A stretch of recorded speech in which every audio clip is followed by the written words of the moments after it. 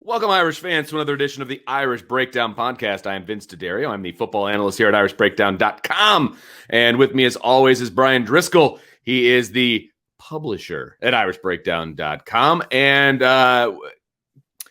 we've been getting a lot of questions either in our mailbag or on the site or in person. I've gotten a lot in person, actually, about the quarterback position at Notre Dame and what that's going to look like moving into this football season. And I don't know that there's a clear-cut answer because, frankly, I don't even know that the staff knows what they want to do 100%. So we're going to well, I hope they don't either, but that's all. That's if they part already of this have discussion. it already figured out, then that's probably not a good thing. Yes. So we're going to talk about Jack Coan, the transfer from Wisconsin, and what we think his role is going to be and what we think his role should be.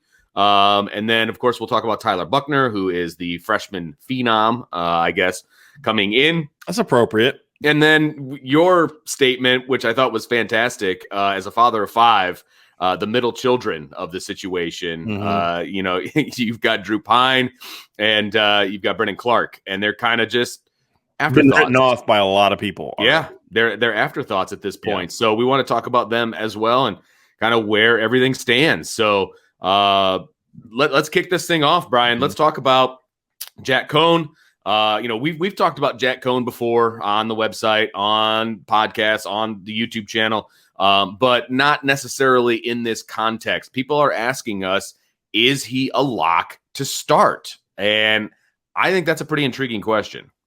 Vince, that's a fair question. And, we've addressed all these guys at different times in different episodes, but we wanted to kind of put it all into one show because it's really not an easy, clear-cut, at least it shouldn't be an easy, clear-cut answer. My hope, more than anything else, is that they're going to allow a competition in the spring and in the fall and let the best man win, or the two best men win, depending on how you want to go with it. If Jack Coan's one of those two, then how you want to go with it. And that, my concern is that it's going to be more of like it was in 2019 and then where it was, this is Ian Book's job, and no matter how poorly Ian Book plays for 6 or 7 games in a row, he's going to be the starting quarterback, and it doesn't matter how good Phil Jurkovec looks when he comes in the game. It doesn't matter how talented he is. Ian Book is going to be the starting quarterback. And then, you can then say, oh, well, look how well he did at the end of the year when he played a bunch of teams with a losing record. That's what I hope we don't get into again. And that's my fear, is if Jack Coan is a lock to start, that's most likely the motivation behind Brian Kelly making him a lock to start. That's my concern, because you're not going to take a chance with the younger kids who have more talent. Let's just be honest. Jack Coan is a kid that I like. And I've actually argued in defense of Jack Coan, because there's also a lot of Notre Dame fans that aren't excited about Jack Coan being the starting quarterback. And I get it. I mean, you look at his numbers at Wisconsin, they're not sexy numbers. I mean, he threw for his 1 year as a starter. So he basically started for one season. That was 2019. He got hurt in fall camp of 2020. In his one season in 14 games, he threw for 2,700 yards and 18 touchdowns and 5 interceptions. And so those are not sexy numbers, but some things that you have to consider is, number one, he did complete 69.6% of his passes, which is pretty good. If you fast forward to 2020, the quarterback that everybody at Wisconsin says is way better than Jack Coan is Graham Mertz. Well, Graham Mertz this past year, Wisconsin, and I'm a huge Graham Mertz fan, by the way, talent-wise. But this year, Graham Mertz completed 61.1% of his passes and averaged 6.4 yards per pass attempt. The year before Jack Coan took over, their starting quarterback, Alex Hornibrook, completed 59.5% of his passes, 7.5 yards per pass attempt. And so the year before that, Hornibrook was at 62.3. The year before that, Hornibrook was 58.6. The year before that, the starting quarterback, Joel Stavey, was 60.8. The year before that, Stavey was at 53.4. I'm going back all the way to 2013. Stavey, 61.9. 58.8. You have to go to Russell Wilson back in 2011. Russell Wilson's a pretty decent quarterback. He's average at best. Yeah. 72.8%. Right. That was the last time a quarterback at Wisconsin sniffed Jack Coan's 69.6% completion rate. So, there's some things to like there. And I think the numbers, you have to understand, the numbers are more of a byproduct of the system than they are about his specific skill set. Wisconsin didn't run that conservative offense because of Jack Coan. They run that conservative offense no matter who the quarterback is. And when you get an elite quarterback, it's going to look a lot better. And so, again, in 2018, Wisconsin averaged 29.7 offensive points per game. In 2020, they averaged 25.1. In 2019, with Jack Coan, they were 34.1, more than Notre Dame scored this past season. And they had to play Ohio State twice. They had to play Michigan, that Michigan team that beat Notre Dame like 49-14. Wisconsin beat them 35-14. They had to play Minnesota on the road. Minnesota finished the year as a top 10 team. They had to play number 5 Oregon. This is a pretty tough schedule. 3 games against top 5 opponents, 3 other games against ranked opponents. They beat number 15 Iowa that year, So, I mean, in 2 years, he had as many wins over top 15 teams as Ian Book had almost his whole career in one season. So, no, there's a lot to like about Jack Coan. And I think the point of this podcast is to really do 2 things. Number one is to say, if Jack Coan wins the job, first of all, there needs to be an open competition, 100%. And you always go into a season. I don't know a coach in the world that went into a season and says, we don't have at least a preliminary depth chart. Because otherwise, who takes the first rep? Absolutely you can't put correct. 15 receivers on the field for the first rep, and whoever runs the best curl route is going to be your starter. You have to have a depth chart. Yes, no question. Start.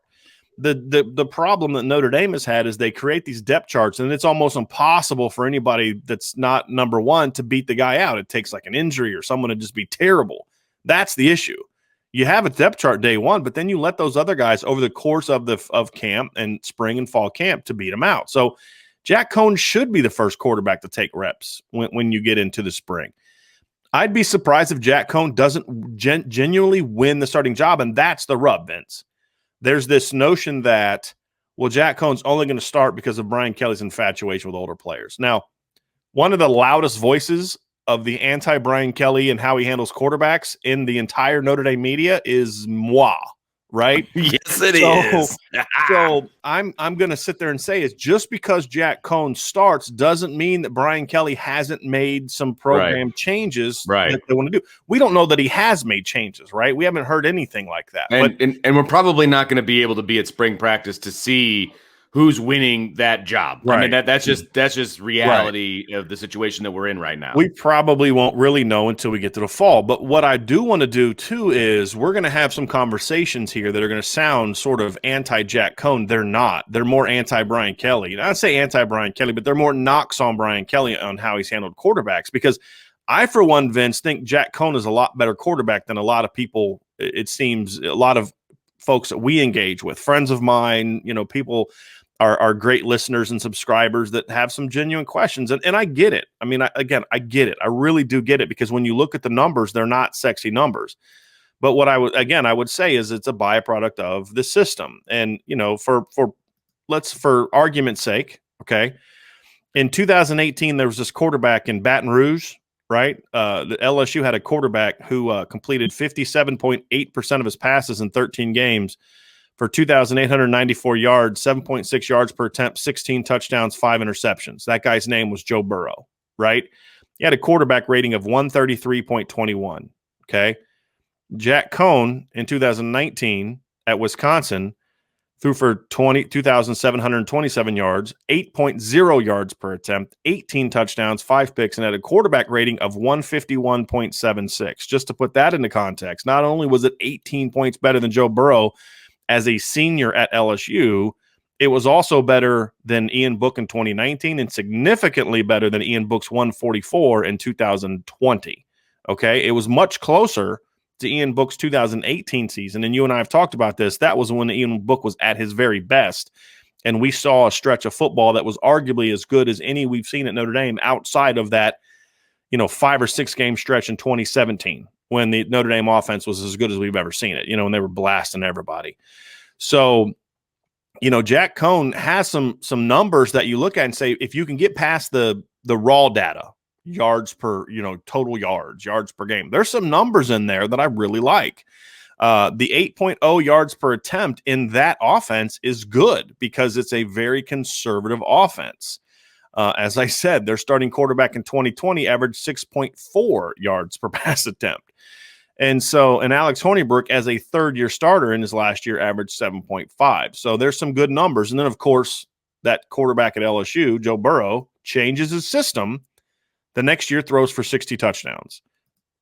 So as a 13-game starter in year one, he threw 16 touchdowns and 5 picks. And Jack Coan threw 18 touchdowns and 5 picks. Now, let's be clear here. Jack Coan is not Joe Burrow. No, he is not Joe Burrow. He does not have Joe Burrow's physical talent. Correct. I'm not saying that he is going to go out this year and pass for 5,600 yards and 60 touchdowns. Right. Brian Kelly brings in the next Joe Brady, right? Or lets Tommy Reese be the next Joe Brady. I'm not saying that. What I'm saying is you can't automatically assume that because quarterback has X numbers that automatically defines his seen quarterbacks recently whose numbers were basically profited from the talent around him.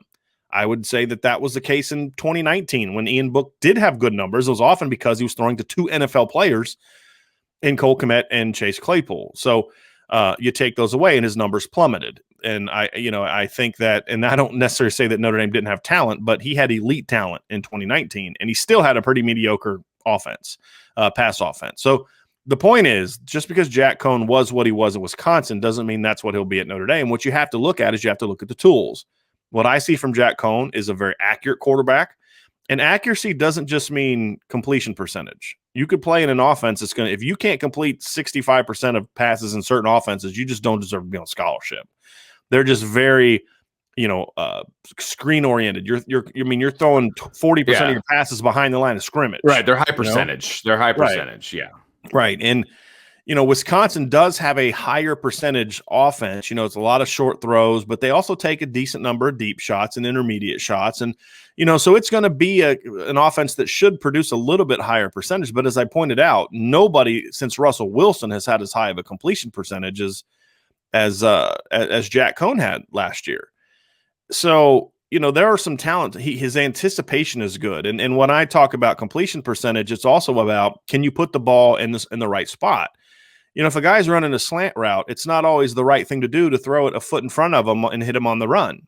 Depending on where the defender is, you may want to put that ball behind him. So, and that's what's kind of funny is I'll have conversations with friends of mine and they'll say, did you see that pass Ian threw? And it was a terrible pass. I'm like, well, what do you mean? He goes, yeah, he threw it behind him. I was like, yeah. Why don't you go watch that play again and watch what happens to that receiver if Ian leads that guy? Oh, yeah, he probably gets crushed. I'm like, yeah, exactly. You know what I mean? Like, ball placement is understanding this ball needs to be low and away. This ball needs to be on his back hip. This ball needs to be stop him. Can't hit him on the run. And Jack Coan shows that. He shows it to a higher degree than what we've seen at Notre Dame really for years. I mean, I think the last quarterback Notre Dame's had that really was good at that, you probably have to go back to Ever Golson. And so, again, I'm not saying he has better arm talent than Deshaun Kaiser or Malik Zaire. I'm just talking about strictly from a ball placement standpoint, understanding that sometimes that ball doesn't need to hit a guy on a run. It needs to be back-shouldered. It needs to be low and away or whatever the case may be. So he shows a good understanding of that. One of the big knocks I had on Ian Book was anticipation, and Jack Coan showed very good anticipation. So if Jack Coan doesn't show a good anticipation in 2021, then we're going to know 100% that it's an offensive philosophy problem because he showed it at Wisconsin. So, and he doesn't have a big arm. I had a buddy last night was talking to me about, Jack Coan can't start because they need someone who can throw the ball downfield. And I was like, man, I've told you this for a decade. Like, throwing the ball downfield isn't always just about arm power. That's about exactly right. You're in the shotgun, you hit your third step, you let that sucker go, and throw it over top of the defense. The number of throws that quarterbacks make that are beyond 50 yards, you could probably count on one or two hands for an entire season. Right. And so you just don't see that very often.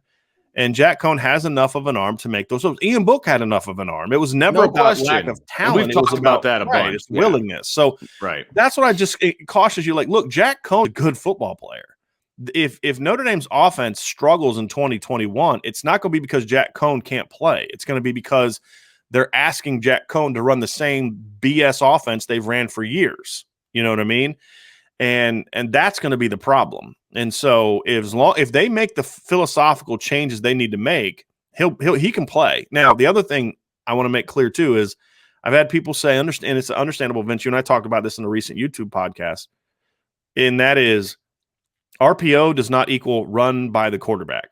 It's running as in handing off. So you don't need to be a mobile quarterback. Mac Jones was not until the Notre Dame game. Mac Jones was at negative yards for the season in rushing. That's right. Yeah, okay. Right. So you don't need it. So again, he's a different quarterback than Ian Book. My concern with him is that he's not an overly mobile guy, and you're playing behind an offensive line with 4 new starters. That is and 5 new positions, most likely. Hopefully. Yeah, hopefully. Yeah. And so there are some concerns there, and that's why there needs to be an open competition. So is Jack Coan a lock to start? My answer to that would be I think he's a lock barring injury or him not having recovered from the foot injury he had at Wisconsin. I would say he's a lock to start against Florida State. Beyond that, I hope it's determined by how he plays. I do also hope that he's not controlling the reps the way that Ian Book did the last 2 years. That would be, and even if Jack Coan is everything I think he can be, and bold statement here, I think Jack Coan's a better quarterback than Ian Book. I do. As far as the version of Ian Book that we saw, he's not a more talented quarterback than Ian Book. He's a more effective quarterback than Ian Book, and I think the numbers show that. Higher quarterback rating, more efficient quarterback, better ball placement. He did not have the players to throw to. And so I think he can be more than effective in a properly run offense. Having said that, even if I'm right, I could be wrong. Even if I'm right, because there's some projection there, they still need to play a second quarterback because Jack Coan is done after the 2021 season. That's right. And they need to make sure that whoever your quarterback of the future is, that he's getting real reps. That's what every good team does. And Ohio State did not do that this year because they needed to basically the Big Ten put them in position where Ohio State had to blow teams out as much as possible. And so you needed to keep your ones in as long as you and possibly can. And that's going to screw that. That could potentially screw them in 2021 because their backup quarterback's got no experience last year. Right. Notre Dame cannot put themselves in a similar situation. This does not mean that you put Tyler Buchner on the field for play 2 of the playoff game or series 2 of the playoff game, right? But there's at least 6 or 7 games this year that you should absolutely be able to get him some early playing time, and then he could take over in the fourth quarter. And it's not about, is Jack Coan not good enough? No, it's look, you understand he's our quarterback for now, but we also need to make sure that we're doing what we need to do to prepare for the future.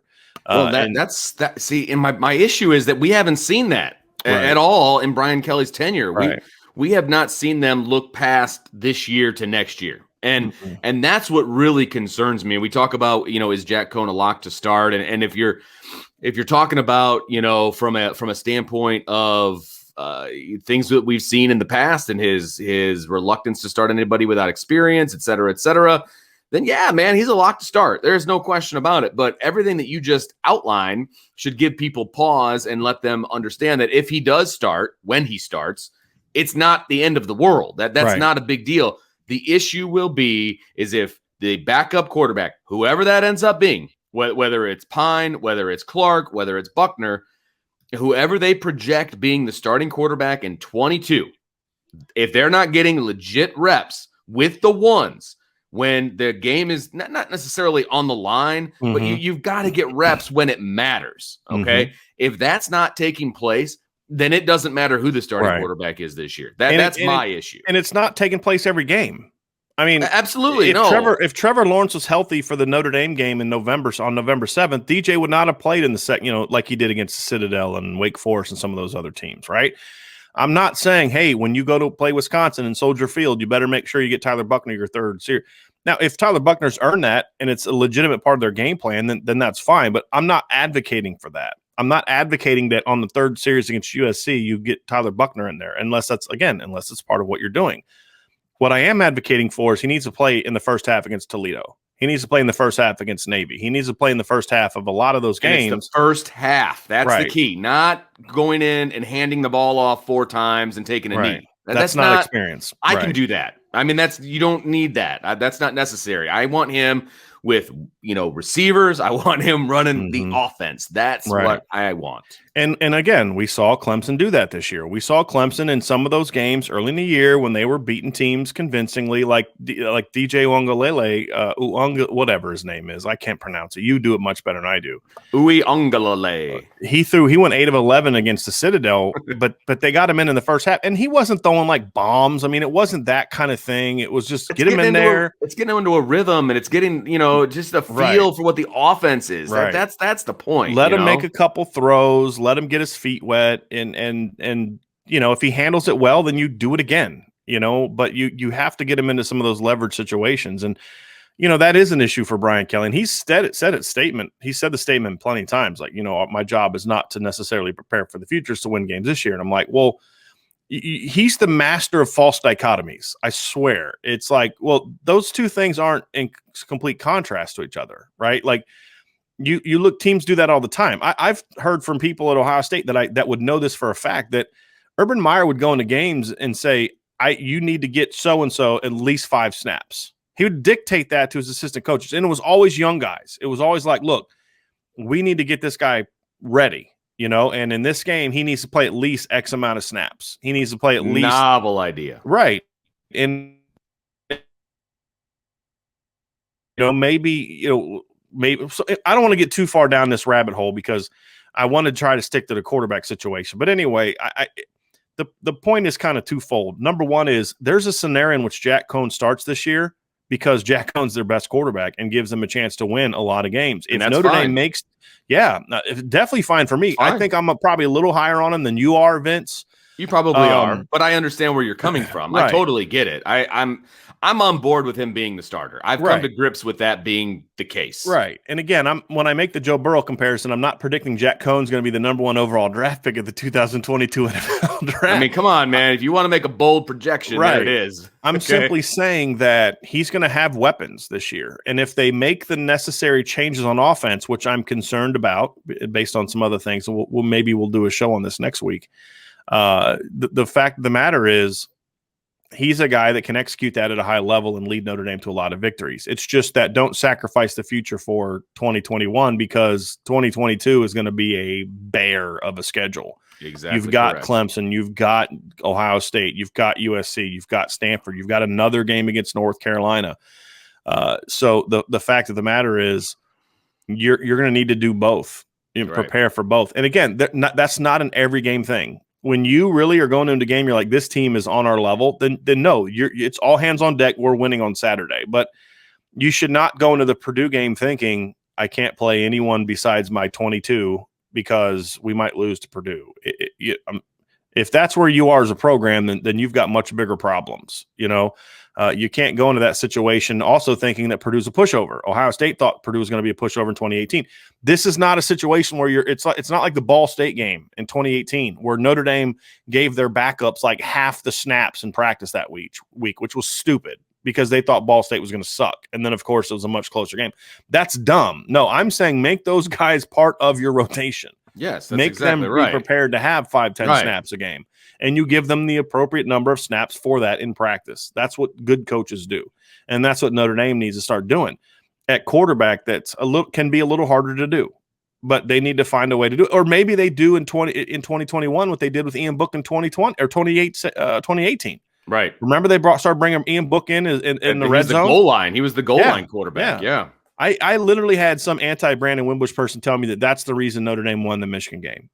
Because they would not have scored touchdowns on those handoffs of Brandon. And I laughed at first because I thought he was joking. But he's like, no, I'm serious. He handed the ball off. Yeah, I know. But anyway, you get all types of crazy opinions when it comes to quarterbacks. But Jack Coan can play. And I don't think Notre Dame's depth chart behind him is as dire as people think. And again, part of that, too, is because of how good the incoming freshman is. And, Tyler Buchner's a very talented player. But so is Phil Dracovic. So is Brandon Wimbush. So was Malik Zaire. So was Deshaun Kaiser. So was Gunnar Keel. So was Everett Golson. So yes, he's talented, but they got to develop him, and they've got to make those necessary changes in 2021 to make him as part of that development. And it's assuming he can beat out the other guys, but we'll get into that here in a minute. Well, let's talk about the other guys, the Stepford children in the room, and you've got Brendon Clark, who obviously suffered a knee injury, sometime last year, and he was unavailable for about half the year, at least the latter third of the year. He was unavailable, and then you've got Drew Pyne, and I know you're high on Drew Pyne. We've talked about Drew Pyne an awful lot. He's a heady kid. He's a smart kid. Do these two, and you can take them individually if you want. Do these two, should they be mentioned? Should they be part of this quarterback competition? Absolutely, they should be part of it. They should be part of it because, number one, they're talented enough to play. Now, some of them I would probably say are going to be a little bit spend less time in the competition because, look, you cannot have 4 quarterbacks in the competition for entire spring and entire fall camp. You can't. Agreed. I mean, that you over time, you have to set basically deadlines where it's not realistic. Yeah. Right. By the middle of spring camp, the number 4 guy is going to get a little bit less work, and Sure. the number 3 guy, if there's a gap between 2 and 3, number 3 guy is going to get a little bit less work as well. You get into fall camp, by the time you get past really practice 10, right? Yeah. Although nowadays it's probably closer to 2 weeks because you're going to have a Sunday off and there's no 2 days anymore. But, usually you get to about 10 to 14, 10 to 12, somewhere around there, Vince. I think yours is more 2 weeks. I think it's kind of your standard is 2 weeks.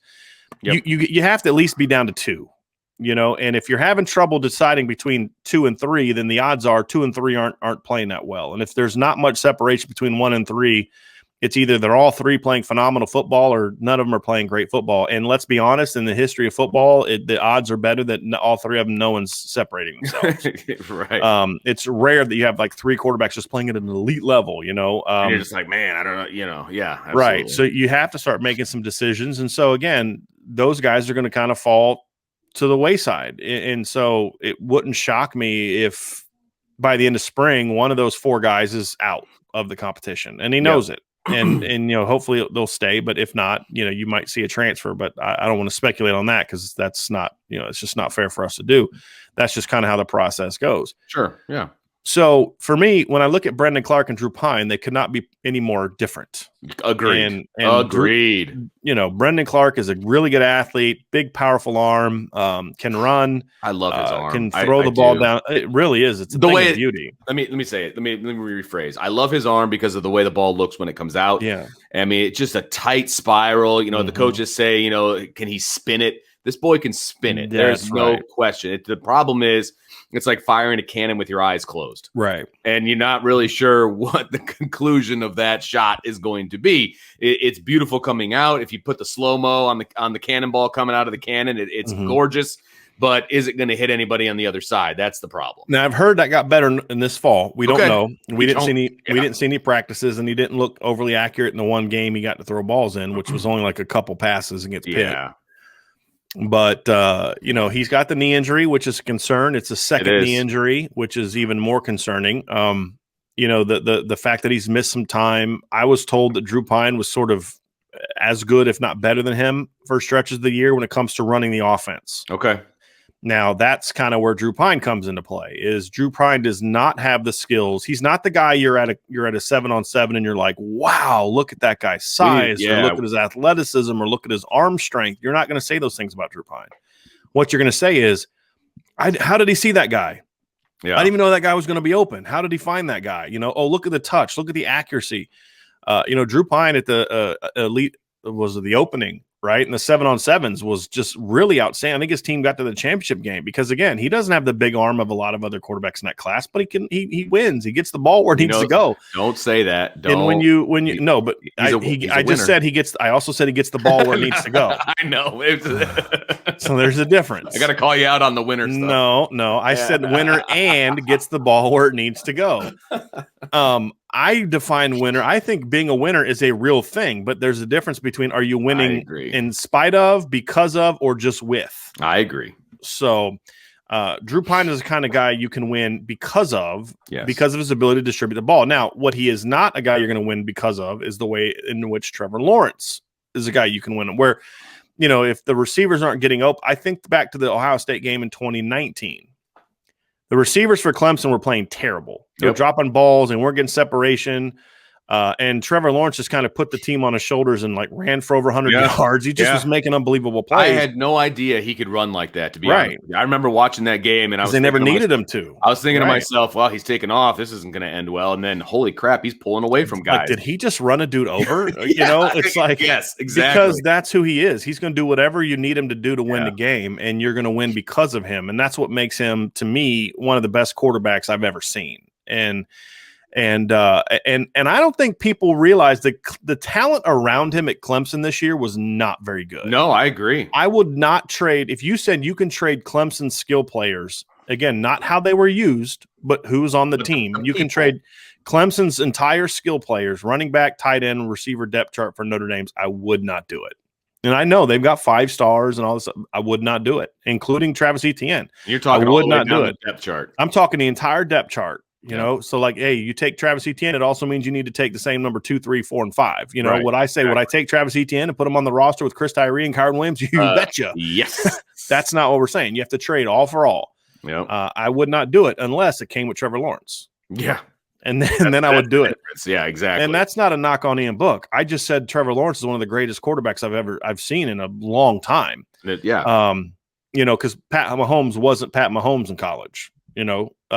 So he was kind of a slinger in that freelancer, that Cliff Kingsbury offense. But anyway, the point is, Drew Pyne's the kind of guy, if you put talent around him, you know, he's John Stockton, right? You know, I mean, that's the example I use. It's not going to be flashy. He's not going to score 30 points a game. But, man, your team's going to be really good because he's going to get that ball wherever it needs to go. He's going to get it on time. You're going to think he's throwing here, but then he's throwing over there. That's who Drew Pyne can be. And, you know, my concern, however, is guys like that don't often win starting jobs over guys with great talent. That's the disappointing part about it. You know, because Drew, you know, Brendon Clark and Tyler Buchner are just going to make physical plays that Drew Pyne can't dream of making. And it'll be plays that coaches are like, wow. Yeah. It just is. And we've seen we've seen how that can go at not just Notre Dame, but other places. So, I mean, that's kind of the concern for Drew Pyne is he going to get a real shake? Yeah. I think if he gets a real shake, you know, he that's why I would have really been interesting to see what Notre Dame's depth chart would have looked like. I would have loved that. I'm happy they got Jack Coan. I've said when they got him, you had to do this because there is question marks in the depth chart. Brendon Clark has the knee injury. Tyler Buchner's inexperienced. You had to go get a veteran. Let's just say Jack Coan would have gone to somewhere else, Ohio State.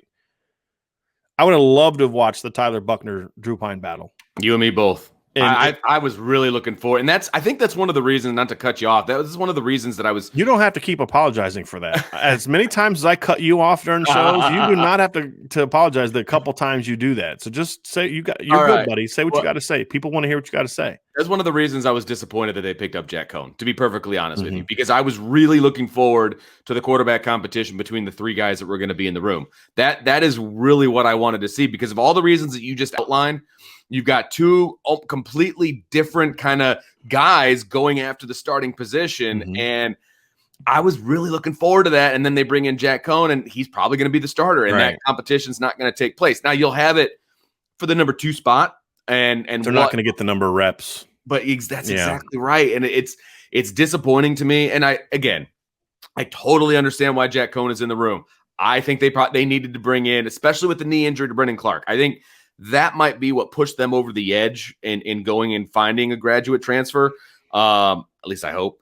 But at the same time, I was really looking forward to that battle. And it's nothing against Brendon Clark. I just think that Pyne and Buchner were probably going to be ahead of him. And I think it was going to be one heck of a 1-2 punch. It would have been a lot of fun to watch. You could have definitely played those 2 guys together. Absolutely. I mean, let's just say that Tyler wasn't ready to run the entire offense and Drew's your starter. That would have been a much easier scenario to get him in on, you know, certain packages and, you know, he's your red zone guy and he's your change of pace guy. Tyler Buchner is. And then you allow him to kind of slowly grow into that. And maybe it's always that way, or maybe Drew Pyne proves that he is that good, or maybe Tyler Buchner says, hey, you know, Drew's doing a great job, but I'm better. That's what you want to be in that situation. Like, you want to have those battles. See, I feel like if Drew Pyne ever got his opportunity to actually run the team with the ones, I don't know that he's ever allowing anybody else to get on the field. I feel that way. I like. You mean the way like the if kid they did it plays. like if they say, hey, for the next week we're going to let Drew run the first team offense and see how he does? I don't know if he ever gives it up. You know what I mean? Like I can see that. I you can know, see that.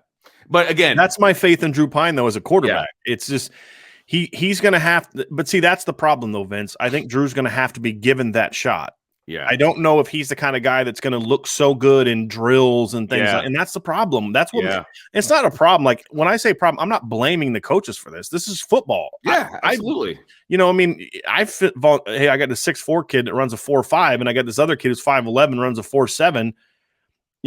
Who's going to get the first shot? It's gonna, you know what I mean? We come to find out, though, the 5'11", 4.7 guy is just a better football player. You know.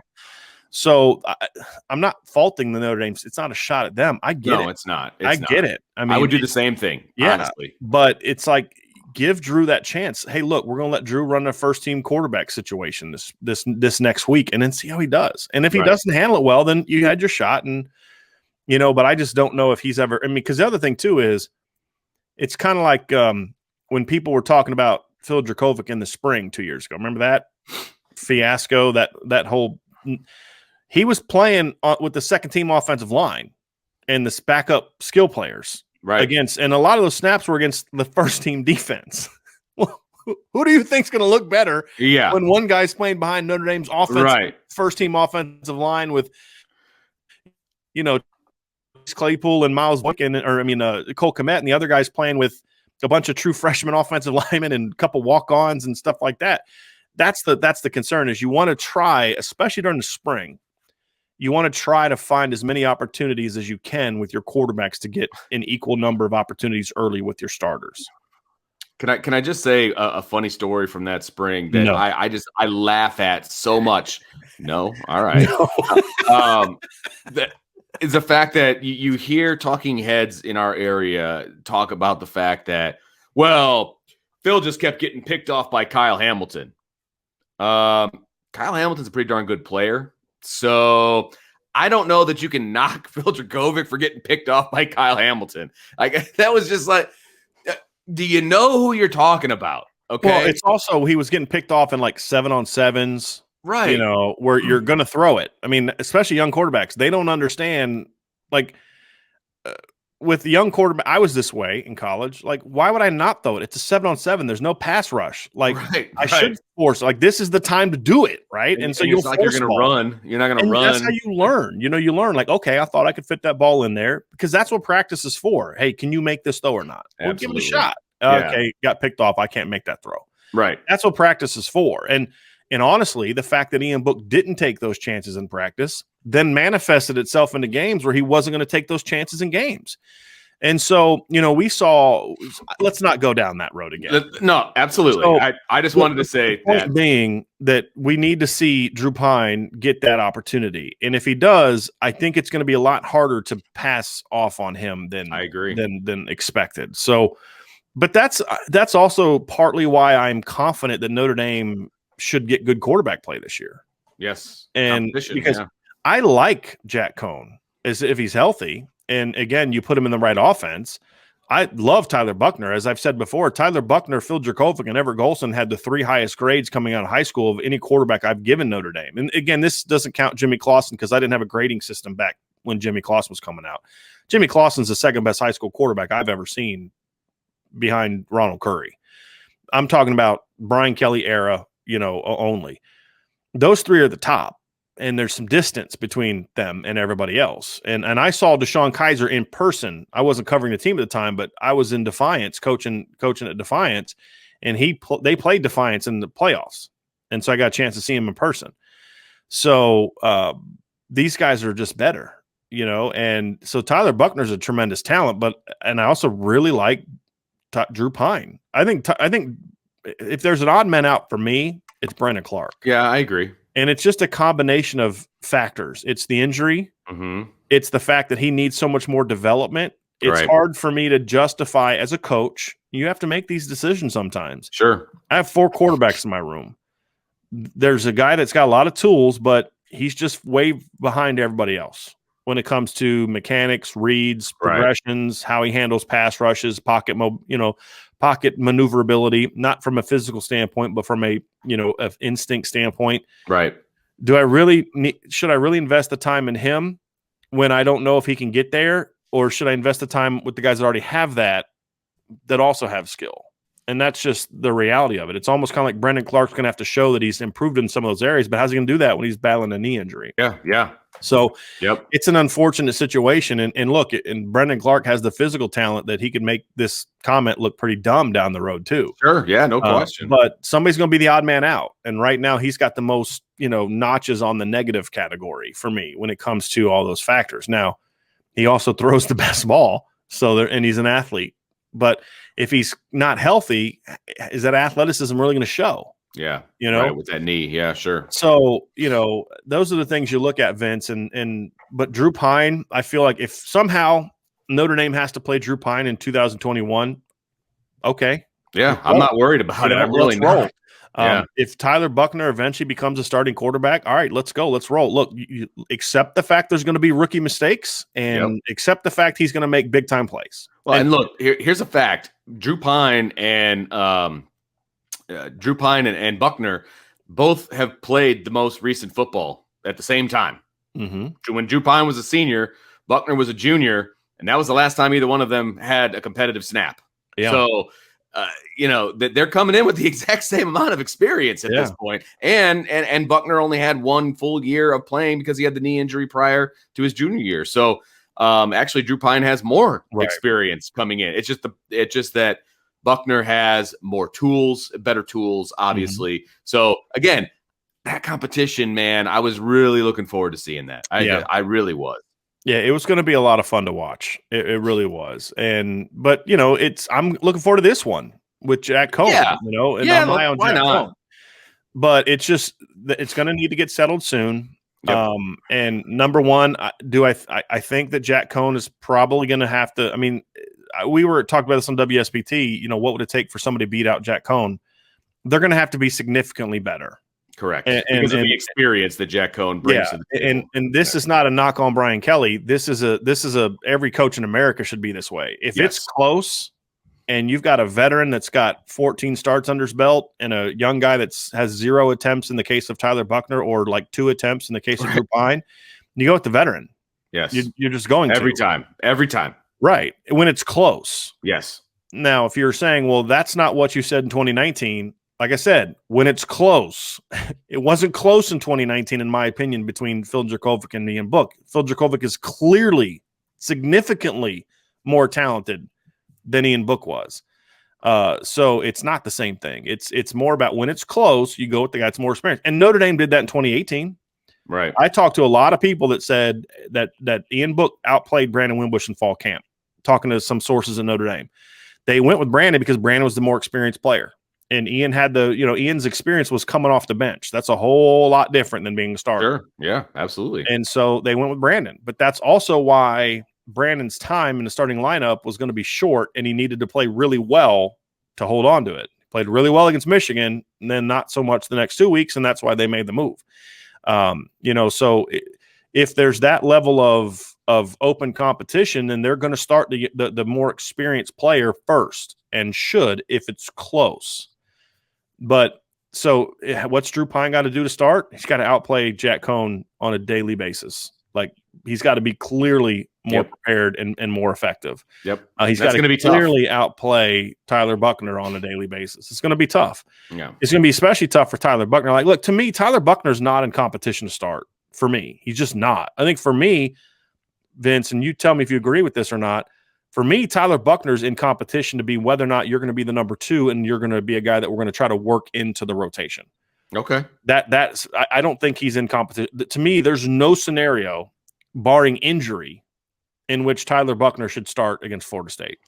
Yeah, I agree with that as well. Just from a lack of experience that I just outlined a little bit ago, if you're going to give him the keys to the car, man, he better be just unstinking believable all the way. Or through your spring. other guys can't play. Yeah, they're all on crutches. I mean that's Trevor Lawrence was significantly better than Kelly Bryant. Every He didn't report start. you read coming out of Clemson in the fall camp of 2018 was Trevor Lawrence is outplaying Kelly Bryant. But Dabo was smart. He still started Kelly Bryant, who led the team to the playoff the year before, and he worked Trevor in. He got him some playing time. And then when he was comfortable, he took over. That's what I could see from Trevor, from Tyler Buchner. So I'm not saying Tyler Buchner shouldn't play. I'm saying he shouldn't start. Because here's the problem. You start a freshman, and then he falters. What do? Right. You're going to bench him now? You should never put a freshman quarterback in that situation. Agreed. Play the veteran. And as the freshman develops and you get him playing time, then if he eventually proves to be he's the better guy, then you play him a little more until, game 5 or 6 and he's ready to take over. That's what they did with Trevor Lawrence. But as much as I love Tyler Buchner, he's not Trevor Lawrence. Nobody is. And Notre Dame won't have the supporting cast around. Look, I've argued Notre Dame has a very good supporting cast. Their supporting cast isn't as good as the one Jalen Hurts had in 2016 at Alabama. It's not. I mean, it's good. It's really good, I think. But it's not what, they don't have the kind of overall depth that they had that year. I mean, so they had O.J. Howard and Calvin Ridley. That was a really good receiving core, and their offensive line was tremendous. So it's just and that defense was just unreal in 2016 as well. So the point is, you can't look at past rare circumstances as a freshman playing and say, well, because that guy played, then Tyler Buchner should play. Jameis Winston didn't play a snap as a freshman. Michael Vick didn't play as a freshman. I mean, the list goes on and on and on. Sure. Kyler Murray got playing time as a freshman, and he faltered because he was in a situation where he just wasn't quite ready yet. So I think they need to give him an opportunity. Justin Fields played very little. He was a backup. So should he play? If he's the number 2 guy, yeah. And if it's close, you should play. I could see a scenario in which Tyler Buchner has a role, but if something happened to Jack Coan, it's actually Drew Pyne that would go in and run the offense, and then Tyler Buchner would stay in that rotation, that secondary role. Yeah, right. I agree with that. I think that's best case scenario, frankly, as we're looking at it, no question. So it's going to be fun. I wish I was there in the spring to watch these guys duke it out because, look, you and I love offense. I love quarterback play. And frankly, I'd love to see who they're throwing the ball to as well. But that's a whole other podcast. So, but that's kind of where we're at with the quarterback situation. I don't know that we're going to find a whole lot out during spring. It's going to be whatever they tell us and whatever you're able to glean from your sources. I'll do my best to try to figure some things out. But it's going to be unfortunate that we're not going to be able to put our own eyes on it. Hopefully they change. Hopefully that plan changes. Possible. But as of right now, that's kind of where we are. Yeah, I think Notre Dame enjoyed not having us around, frankly. So we'll see how that goes. No comment. I'll comment for you. All right. So that's going to do it for this edition of the Irish Breakdown Podcast. That's Bryan. Nope, you're over there. That's Bryan. Yep. I'm Vince. And we will talk to you next time at irishbreakdown.com.